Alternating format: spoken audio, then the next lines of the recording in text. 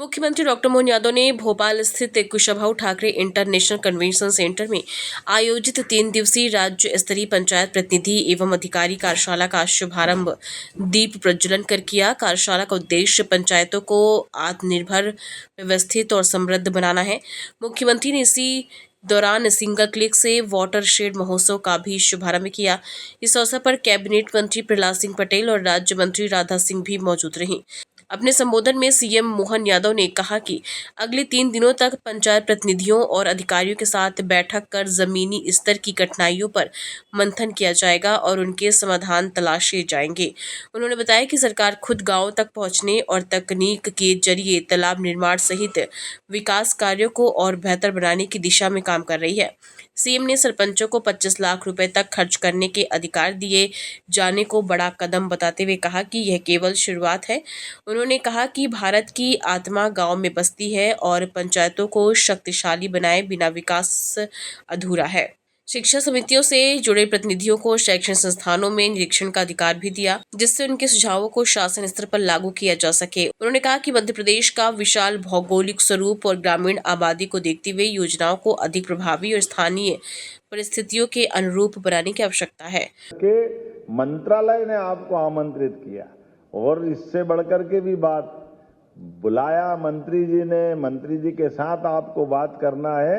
लेकिन जैसे घर में हम अपने इस भाव को भी समझ लें कि मुखिया होने के नाते मुझे भी आमंत्रित किया, मैं भी सौभाग्यशाली हूं और मैं धन्यवाद देता हूं मंत्री जी और आपका कि आप और उनके बीच में होने वाली सारी चर्चाओं के बीच जो सरकार के माध्यम से जरूरत रहेगी वो भी हम आप सबको देने के लिए तैयार रहेंगे, क्योंकि हर तरह से आज हम जब बात कर रहे हैं तो आपकी मेरी किसी की व्यक्तिगत नहीं है, ये तो व्यवस्थाओं का हिस्सा है। आज हम मुख्यमंत्री हैं, आप मंत्री हैं, कोई जिला पंचायत अध्यक्ष है, कोई उपाध्यक्ष है, तो ये दायित्वों के आधार पर विभाग के अंदर के काम करने की रचना में मैं तो मजाक कर रहा था अभी हमारे जलगंगा संरक्षण अभियान के पुरस्कार जिन जिन को मिले, जोरदार बधाई आप सबको, जिनके माध्यम से जलगंगा संरक्षण अभियान हमने गत वर्ष प्रारंभ किया और जलगंगा संरक्षण अभियान के आधार पर आपने पेवल पोर्टल में दर्ज किया और दर्ज करने के आधार पर खंडवा सहित जिन जिन ने भूमिका अदा की, तो वाकई आपको बधाई। लेकिन मैं ये सोच रहा था कि ये योजना तो हमने लगाई, राज्य का रह गया, पता ही नहीं चला। जिले भारतवर्षों को, भारत सरकार को तो दिखे हैं, लेकिन ये अच्छा काम करो तो सुगंध सब दूर फैलती है ना। चलो जोरदार बधाई आपको इस नाते से भी। हमारे तालाब, पोखर, उद्गम, बावड़ी, कुएं, ये सारे जल रचनाओं की रचनाएं तो हमारे यहाँ प्रारंभ से थी, लेकिन इसको कर्मकांड की तरह न लेते हुए 3 महीने तक सतत अभियान चलाना और सुदूर अच्छी प्लानिंग करना, उसमें आप सबने प्रयास किया। हमारे राज्य के लिए ये सौभाग्य की बात है कि इसका पहला पुरस्कार और कई पुरस्कार राज्य को मिले।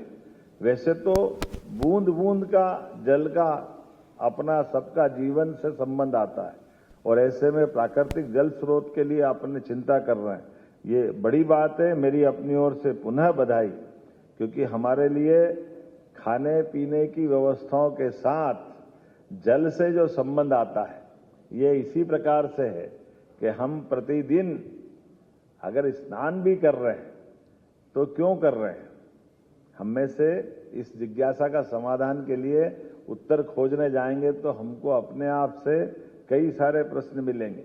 कोई कह रहा है शरीर की शुद्धि के लिए, कोई कह रहा है शरीर को अच्छा लगता है इसलिए, अलग अलग प्रकार से।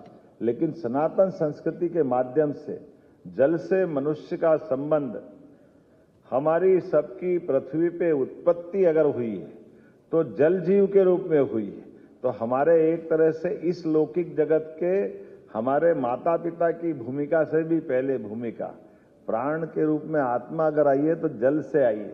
इसलिए जल सदैव सबको आकर्षित करता रहता है। जल से हमारे अपने जीवन के संबंध का, निराशा का दौर हो, आनंद का क्षण हो, जल के पास जाते ही आपको एक अलग प्रकार की एहसास होता है। और केवल वहां नहीं, हमारे यहाँ तो मेंटल हॉस्पिटल भी, ये जो शीतलता के आधार पर ग्रहों की रचना से हमारे ऋषि मुनियों के जमाने से चंद्र ग्रहण, सूर्य ग्रहण तो हमने सुना है, लेकिन अमावस पूनम में भी अगर ये हमारे ग्रहों के आधार पर चंद्रमा का आकर्षण जो है वो उस तरह से है कि ज्वार भाटा भी आते हैं तो अमावस पूर्णिमा को ही आते हैं। और मेंटली हॉस्पिटल वाले भी अपने यहाँ ज्यादा मरीज आने की संभावना मानते हैं, तो इन तिथियों के आधार पर ही मानते हैं। क्योंकि जो जल की रचना में अगर केवल वहां नहीं, एक वेद वाक्य जत पिंडे तत ब्रह्मांडे, जैसा पिंड है वैसे ही ब्रह्मांड है। और पिंड की पंच तत्वों से बनी हुई रचना में 70% जल है। तो जल का होने से हमारे अंदर का जल का प्रेशर, जब शीतलता के आधार पर समुद्र में ज्वार भाटे उठते हैं तो इस शरीर का जल भी तो ऊपर खींचते हैं। तो मानसिक स्ट्रेस होने के कारण से मानसिक फिट जब आते हैं तो वो हमारे लिए उसी प्रकार से ले जाते हैं। लेकिन ऐसे में इस भूगर्भीय रचना के अंदर जल संरचनाओं की जब हम बात करते हैं तो इसमें जीवन के साथ बाकी सुख भी जुड़ के दिखाई देते हैं। सम्मेलन में 3 दिन के लिए हमने अपने सरपंच संघ के पदाधिकारियों को भी इसमें आमंत्रित किया है। सचिव संघ के 10 प्रतिनिधि और जीआरएस के 10 प्रतिनिधि, वो भी 3 दिन तक इस कॉन्फ्रेंस में भाग लेंगे। मैं आज इस सदन में विभाग का मंत्री होने के नाते आप सबका हृदय से स्वागत करता हूं, अभिनंदन करता हूं। कुछ जिले के कलेक्टर्स भी यहां पर उपस्थित हैं जिन्होंने महत्वपूर्ण कार्य किया है। मित्रों, मैं सिर्फ माननीय मुख्यमंत्री जी के अभिनंदन के लिए यहां खड़ा हुआ हूं, लेकिन एक बात मुझे लगती है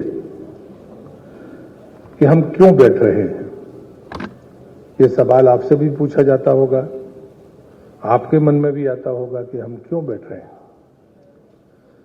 और मुझे लगता है कि इस व्यवस्था को, जिसको कभी गांधी, लोहिया और दीनदयाल जी ने ग्रामीण विकास के बारे में जो अवधारणा इस देश की राजनीति में दी, अगर स्वदेशी विचार की दृष्टि से हम देखें, चाहे वो राजनीतिक विचार हो, चाहे वो आर्थिक विचार हो, चाहे सामाजिक समरसता का विचार हो, उसमें पंचायती राज को अहम माना गया। लेकिन बाद में कानून बना। जब तक कानून नहीं बना था तब तक पंचायतों के लिए सरकार की तरफ से कोई भी आर्थिक प्रबंधन नहीं था। कानून बनने के बाद विकास के नाम पर हमको धन मिलना शुरू हुआ। पहले समाज और सरकार बराबर की हिस्सेदार थे। आधा पैसा समाज इकट्ठा करता था और आधा सरकार देती थी। जनभागीदारी का ये मॉडल भारत की परंपरा का मॉडल था।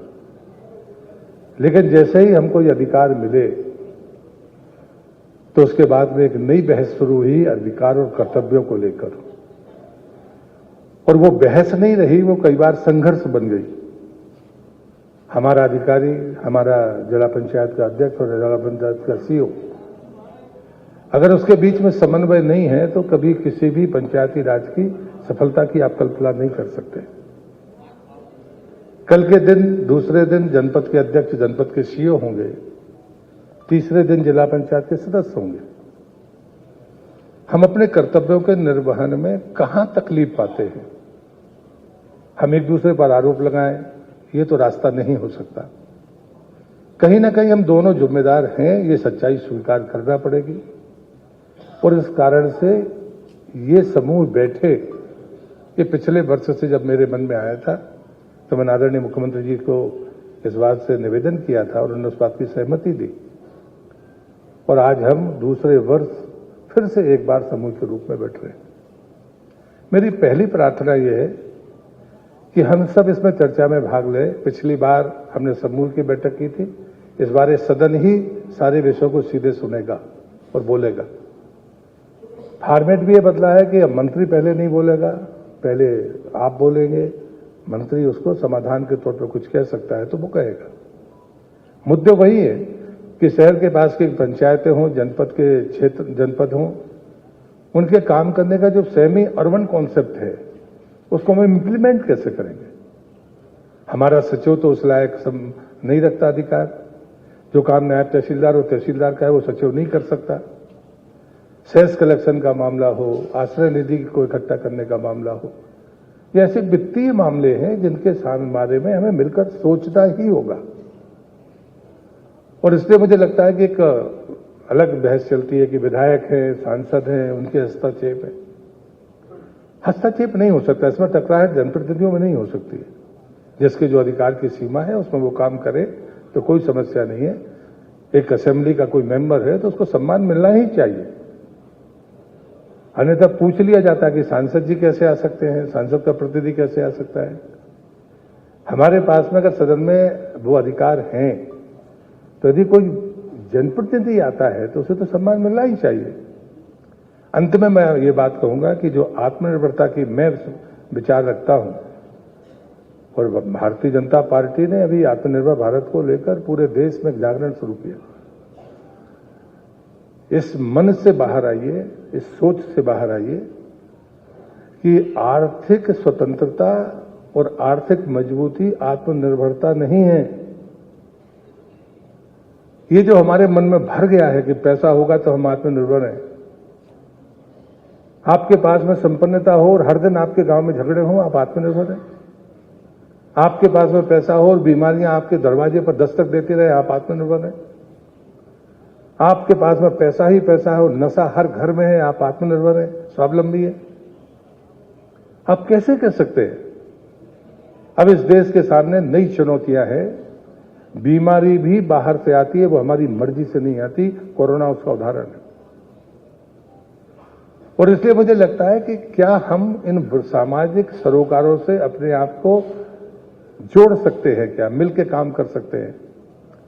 अब नशा तो कम से कम ग्राम पंचायतों में अगर ग्राम पंचायत तय कर ले तो किसी की हिम्मत है कि नशा गांव में चला जाए। भोपाल से आदित्य सराठी की रिपोर्ट।